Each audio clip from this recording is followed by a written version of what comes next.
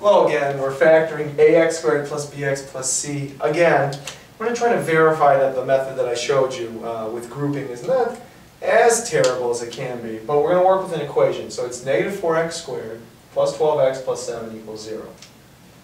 First thing you have to do is see if it's in standard form, or set it equal to 0. Bam. Standard form from highest degree to lowest degree. Great. Next thing you have to do is check for GCF. There is actually a GCF here because you never want your first term when you're factoring to be negative. I don't want negative 4x squared. That's going to be painful. Well, 4, 12, and 7 don't. There's no number that goes in all of them. Okay, x squared, x, and nothing. Well, I agree, but take out the negative 1 because technically you can always take out a 1 or a negative 1. You never want your first term to be negative. So let's do that.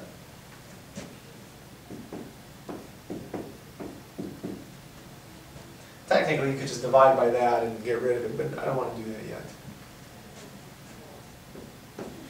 Negative 4x squared divided by negative 1 is 4x squared. 12 divided by negative 1 is negative 12x. 7 divided by negative 1, negative 7 equals 0. Technically, if you wanted to, you could now divide by negative 1 on both sides and get rid of it.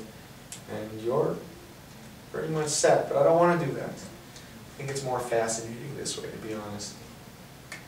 Okay. So here's what I want to do. I want to multiply my first number and my last number together, and I get a negative 28. So I've got to come up with two numbers that equal negative 28 when I multiply them, but add up to negative 12. Well, what times what is 28? 1 times 28? No, that doesn't work. 2 times 14? Yeah, that works. 2 times 14. If it's a negative 14 and a positive 2, you're set. Next question you're going to get is, should it be negative 12, negative 14 plus 2 or 2 minus 14 for this? It doesn't matter, actually. That's the beauty of it. So we're going to change this negative 12x to negative 14x plus 2x. Negative 14x plus 2x is negative 12x. Subtract 7 equals 0. Okay, we're going to factor this by grouping, which is unpleasant in its own right, actually. We'll see how it goes. You know what? I want to get rid of that negative 1, actually. I don't want this negative 1 here. It's just going to make the problem even more complicated. Let's just get rid of it.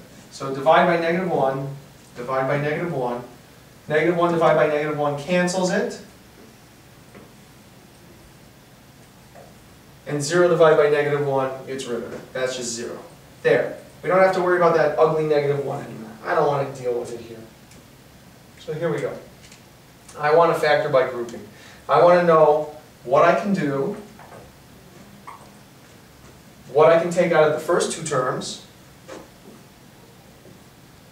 and what I can take out of the next two terms. Well, what goes into 4 and 14? 2. What goes in x squared and x? X for the first. What goes into 2 and 7? Nothing. Does it? Well, technically there is something that goes into it. And here's what I want you to do. Just divide it by 1, because we're going to need a placeholder there anyways. So here I go. 4 divided by 2 is 2. X squared divided by x is x. Negative 14 divided by negative 2x is negative 7. But whatever you divide it out, pull out in front. And here's why you're going to need to divide by 1. 2x divided by 1 is 2x. Negative 7 divided by 1 is negative 7. I need something there in front of there. There has to be 2x plus something. So if there's nothing, just make it a 1. Because you're going to end up needing that. And it's equal to 0. I can divide both this set right here and this set right here by 2x subtract 7. So I'm going to do that, and what I have left is 2x plus 1. But what I took out was a 2x subtract 7. And it's equal to 0. Now, like I said, other people are going to complain maybe and say, well, I learned this by tables and it's easier. Yeah, I agree, but when we're doing this type of a problem, you know, negative 4x squared plus 12x plus 7, I know this is 7 and 1 and 1 and 7, but this could be 4x and x or 2x and 2x. And I don't disagree that it's not difficult. I mean, not necessarily easier, but at the same time, students are just trying to look for one way to just do it and always get it right without having to erase. So that's a way to think about it. And it's not as unpleasant once you become proficient in it.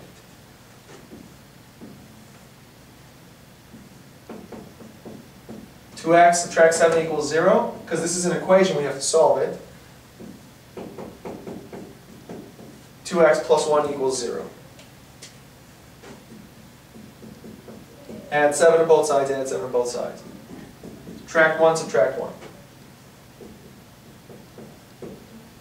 2x equals 7. 2x equals negative 1. Get your x by itself.